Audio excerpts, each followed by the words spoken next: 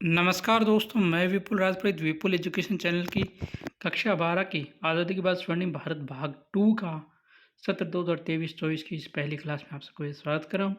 आज हम पहला पार्ट शुरू करेंगे जिसका नाम है भारत की विकास की यात्रा सन 1965 से 1984, यानी 1965 से लेकर 1984 तक भारत ने क्या क्या विकास किया, क्या क्या जो है भारत में हुआ, वो सारी बातें हम इस पार्ट में चर्चा करेंगे। आज ये पहली क्लास है।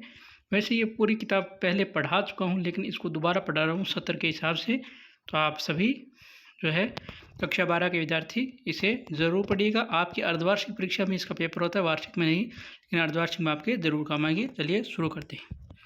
देखिए, 27 मई 1964 को स्वतंत्र भारत के प्रथम प्रधानमंत्री पंडित जवाहरलाल नेहरू का देहान्वास हो गया। यानी 27 मई 1964 को भारत के जो पहले प्रधानमंत्री थे पंडित जवाहरलाल नेहरू जी, उनकी मृत्यु हो गई।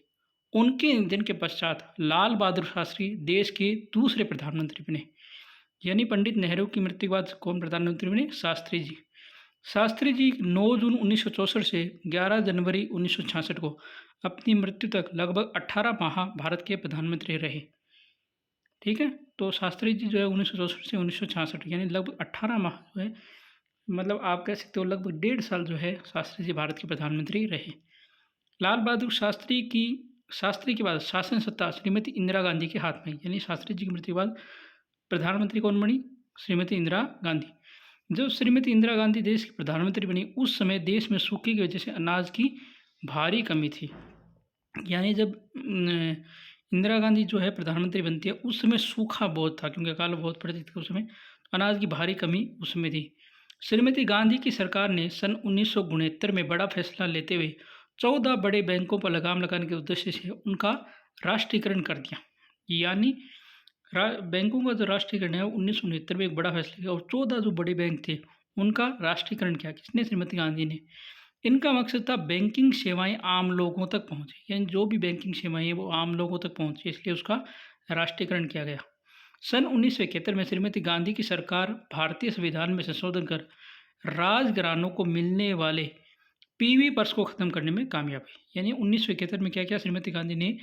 भारतीय जो संविधान में उसमें संशोधन किया गया और राजघरानों को जो मिलने वाला पीवी पर्स था उसको खत्म किया। अब आप ये पीवी पर्स क्या था? तो 1947 में जब देश आज़ाद हुआ और जब रियासतों का विलय कर रहे थे कौन? सरदार पटेल और वीपी मेनन, तो उन्होंने जो रियासतों के राजा महाराजा थे और नवाब थे, उनसे कहा था कि भी आपको भारत सरकार में मिलने के बाद आपकी जो संपत्ति वो तो है ही, पीवी पर्स के रूप में, यानी पेंशन के रूप में भारत सरकार आपको पैसे देगी। यानी वो पीवी पर्स था, वो आपको मिलेगा। और इसे श्रीमती गांधी इंदिरा गांधी ने 1971 में समाप्त कर दिया। सन 1971 के युद्ध में भारत के हाथों पाकिस्तान की करारी हार और बांग्लादेश के निर्माण को श्रीमती इंदिरा गांधी की बड़ी सामरिक और कूटनीतिक उपलब्धियों में गिना जाता है। यानी 1971 में का युद्ध हुआ था भारत और पाकिस्तान के बीच में, जिसमें पाकिस्तान की हार हुई थी और बांग्लादेश का एक नया देश बना था। तो ये क्या थी? श्रीमती गांधी की सामरिक और कूटनीति जो उपलब्धि थी उनमें एक था। श्रीमती गांधी ने सन 1974 में प्रथम परमाणु विस्फोट करके विश्व राजनीति के कूटनीतिक मंच पर भारत को एक शक्तिशाली राष्ट्र के रूप में स्थापित किया। यानी 1974 में क्या हुआ था? पहला परमाणु विस्फोट हुआ था, जिससे भारत एक शक्तिशाली राष्ट्र के रूप में उभरा। आज़ादी के बाद भूमि सुधार कानूनों के क्रियान्वयन और गरीबी उन्मूलन कार्यक्रमों के मद्देनजर उनकी छवि गरीबियों की हितैषी के रूप में, यानी श्रीमती जो गांधी है उन्होंने आज़ादी के बाद जो भूमि सुधार कानून वो करवाए और गरीबी उन्मूलन कार्यक्रम किए, इसलिए उनकी छवि हुई कि ये गरीबों की हितैषी हैं, उनके रूप में इनके सामने आई। श्रीमती इंदिरा गांधी ने भारत में सामाजिक न्याय को हासिल करने की दिशा में 1976 में बंधुआ मजदूर प्रथा को समाप्त कर दिया। यानी जो बंधुआ मजदूर प्रथा थी पहले, मतलब कोई भी मतलब बंधुआ मजदूर रहते थे कि ये इसके बंधुआ मजदूर रहेगा, मतलब ये इसी के यहाँ काम करेगा, मतलब पेमेंट नहीं मिलेगा तो भी काम है करना पड़ेगा। ये प्रथा 1976 में किसने समाप्त की? श्रीमती इंदिरा गांधी ने। सन 1977 के आम चुनाव में जनता ने श्रीमती गांधी को वापस सत्ता संभालने का अवसर नहीं दिया। यानी 1977 में जब देश में इमरजेंसी आपातकाल लगता है, उसके बाद जो है जो दोबारा है इंदिरा गांधी चुनाव नहीं जीत पाती है और जनता पार्टी की सरकार बनती है। इस समय शीर्ष सत्ता पर शीर्ष पहुंचने का सौभाग्य मोरारजी देसाई और चौधरी चरण सिंह को मिला। मोरारजी देसाई ने काले धन और भ्रष्टाचार रोकने के लिए नोटबंदी की। यानी मोरारजी देसाई ने क्या किया, काले धन और भ्रष्टाचार रोकने के लिए उस समय जो है नोटबंदी की थी तथा परमाणु कार्यक्रम में सशक्त दिखने वाले अमेरिका की भूमि को नकारने जैसे साहसिक कदम भी उठाए। यानी जो परमाणु कार्यक्रम में अपने आप को सशक्त दिखाने वाले अमेरिका को भी उन्होंने उनकी भूमिका को नकारने जैसे साहसिक कदम भी उठाए। लेकिन अल्पकाल के बाद सन 1980 के आम चुनाव में श्रीमती इंदिरा गांधी भारी बहुमत के साथ वापस सत्ता में आई। यानी 77 से 79 तक जनता पार्टी के 80 के चुनाव में जो है इंदिरा गांधी भारी बहुमत के साथ वापस सत्ता में आती है। सन 1984 में राकेश शर्मा अंतरिक्ष में कदम रखने वाली प्रथम भारतीय यात्री बनी। यानी 1984 में क्या हुआ, इंदिरा गांधी के शासनकाल में ही अंतरिक्ष पर जो है प्रथम कदम रखा गया। किसने? राकेश शर्मा ने पहले भारतीय अंतरिक्ष यात्री बने। श्रीमती गांधी की राकेश शर्मा से वार्ता का एक अंश बहुत प्रसिद्ध है। यानी जो इंदिरा गांधी जी है उन्होंने राकेश शर्मा से एक वार्ता की थी, उनका एक अंश बहुत प्रसिद्ध है। श्रीमती गांधी ने राकेश शर्मा से पूछा कि हिंदुस्तान अंतरिक्ष में से कैसा नजर आता है। यानी पूछा था कि भारत जो है अंतरिक्ष से कैसा लगता है, तो इसके उत्तर में राकेश शर्मा ने कहा था, सारे जहां से अच्छा हिंदुस्तान हमारा। पंजाब में पनपे आतंकवाद को नियंत्रित करने के लिए श्रीमती गांधी ने ऑपरेशन ब्लू स्टार 3 जून 1984 से 8 जून 1984 क्रियान्वयन किया गया, जिसके कारण दुर्भाग्यवश 31 अक्टूबर 1984 को श्रीमती इंदिरा गांधी के निजी अंगरक्षकों ने उन पर गोलियां चलाकर उनकी हत्या कर दी। वह देश के लिए शहीद हो गई। भारत की विकास यात्रा 1965 से 84 तक के अध्याय में लाल बहादुर शास्त्री, श्रीमती इंदिरा गांधी, मोरारजी देसाई और चौधरी चरण सिंह की शासन अवधि के कुछ सुनहरे आयामों और कड़े फैसलों की यहाँ चर्चा की जा रही है। यानी क्या क्या काम उनके टाइम हुए उनकी इस पर चर्चा की जा रही है। सबसे पहले हम बात करते हैं इसरो को। जैसे कि आपको पता है कि अभी जो चंद्रयान 3 भेजा गया इसरो के द्वारा भेजा गया, उसके बारे में पढ़ते हैं।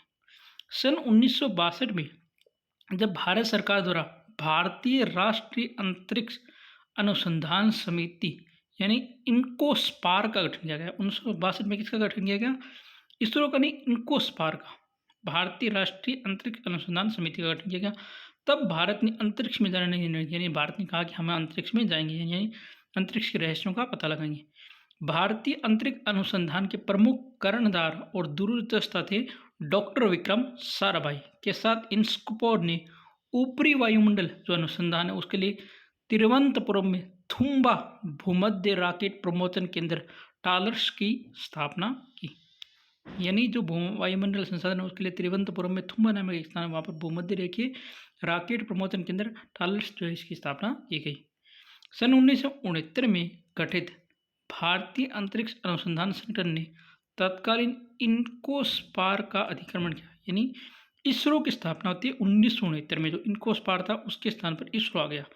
डॉक्टर विक्रम साराभाई ने राष्ट्र के विकास में अंतरिक्ष प्रौद्योगिकी भूमिका तथा महत्व पहचानते हुए इसरो को विकास के लिए एजेंट के रूप में कार्य करने हेतु आवश्यक निर्देश दिए। यानी डॉक्टर विक्रम साराभाई जी जो राष्ट्र के विकास के लिए जो अंतरिक्ष जो स्पेस टेक्नोलॉजी है उसकी भूमिका और उसकी महत्व पहचानते हुए इसरो को जो है विकास कार्य के रूप में एजेंट के रूप में कार्य करने हेतु निर्देश दिए। तत्पश्चात इसरो ने राष्ट्र को अंतरिक्ष आधारित सेवाएं प्रदान करने हेतु मिशनों पर कार्य प्रारंभ किया। यानी उसके बाद जो है इसरो ने क्या किया, जो राष्ट्र की अंतरिक्ष आधारित सेवाएं उसके लिए अलग अलग मिशन बनाए। उन्होंने स्वदेशी तौर पर प्राप्त करने के लिए प्रौद्योगिकी विकसित की। यानी स्वदेशी तौर पर, यानी विदेशी साधन, स्वदेशी तौर पर ही उन्होंने अपनी टेक्नोलॉजी बनाई। इन वर्षों में इसरो ने आम जनता के लिए तथा साथ साथ राष्ट्र की सेवा के लिए अंतरिक्ष विज्ञान को लाने को अपना ध्येय सदा बनाए रखा। यानी इसरो ने क्या किया, आम जनता के साथ साथ राष्ट्र की सेवा के लिए अंतरिक्ष विज्ञान को लाने की अपने ध्येय को सदा बनाए रखा है। इस प्रक्रिया में आज इसरो विश्व की छठी बृहत्तम अंतरिक्ष एजेंसी बन गई। यानी विश्व की छठी जो बड़ी अंतरिक्ष एजेंसी वो है इसरो। इसरो के पास संचार उपग्रह इनसेट, यानी इसरो के पास संचार के उपग्रह इनसेट है। दूर संवेदन यानी IRS भी उपग्रहों का क्या है, बहुत बड़ा समूह है जो द्रुत यानी तेज गति से विश्वसनीय यानी विश्वसनीय संचार एवं भू प्रक्षेपण की जो बढ़ती मांग है उसको पूरा करते जा रहे हैं। इसरो राष्ट्र के लिए उपयोगी विशिष्ट उपग्रह उत्पाद भी करता है एवं उपकरणों का विकास भी करता है, जिनमें से कुछ इस प्रकार जैसे प्रसारण के लिए उपग्रह बनाता है, संचार के लिए उपग्रह बनाता है, मौसम के पूर्वानुमान के, आपदा प्रबंधन के लिए उपकरण बनाता है, भौगोलिक सूचना प्रणाली, मानचित्र कला, नौवाहन यानी जो नौसेना है उसके लिए दूरस्थ शिक्षा संबंधी आदि उपग्रह बनाता है। इन उपयोगों के अनुसार संपूर्ण आत्मनिर्भरता हासिल करने में लागत प्रभावी एवं विश्वसनीय प्रमोचक प्रणालियाँ विकसित करना आवश्यकता है। यानी ये जितने भी उपग्रह थे इनके लिए एक तो आत्मनिर्भरता हासिल करने में लागत प्रभावी मतलब रुपए पैसे ज़्यादा लगते और विश्वसनीय प्रमोचक प्रणालियाँ विकसित करने की आवश्यकता। जो ध्रुवीय उपग्रह प्रमोचक रॉकेट पीएसएलवी के रूप में उपग्रह यानी ये जो प्रणाली उपयोग थी वो जो थी उपग्रह प्रमोचक रॉकेट ध्रुवीय उपग्रह प्रमोचक रॉकेट जिसका नाम है शॉर्ट में पीएसएलवी के रूप में उभरी है। ये देखो ये यहाँ पर चित्र है, ये है पीएसएलवी। ठीक है, प्रतिष्ठित पीएसएलवी अपनी विश्वसनीयता और लागत प्रभावी होने के कारण विभिन्न देशों के उपग्रहों का सबसे प्रिय वाहक बन गया। यानी विभिन्न देश के जो उपग्रह थे उनका सबसे प्रिय वाहक कौन बन गया? पीएसएलवी, जिसने पहले कभी न हुए ऐसे अंतर्राष्ट्रीय सहयोग को बढ़ावा दिया। यानी कभी न हुआ था ऐसा अंतर्राष्ट्रीय सहयोग को बढ़ावा किसने दिया? पीएसएलवी ने।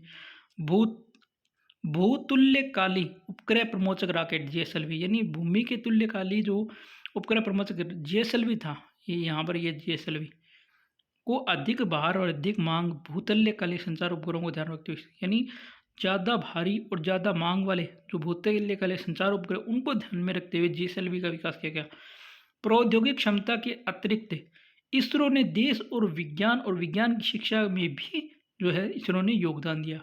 अंतरिक्ष विभाग के तत्वाधान में सुदूर संवेदन यानी जो जीएसएलवी पीएसएलवी ये है, खगोलोकी है, खगोल भौतिकी है, वायुमंडलीय विज्ञान है तथा सामान्य कार्यों में अंतरिक्ष विज्ञान के लिए विभिन्न समर्पित अनुसंधान केंद्र और स्वायत्त संस्थान भी इसरो के द्वारा कार्यरत है।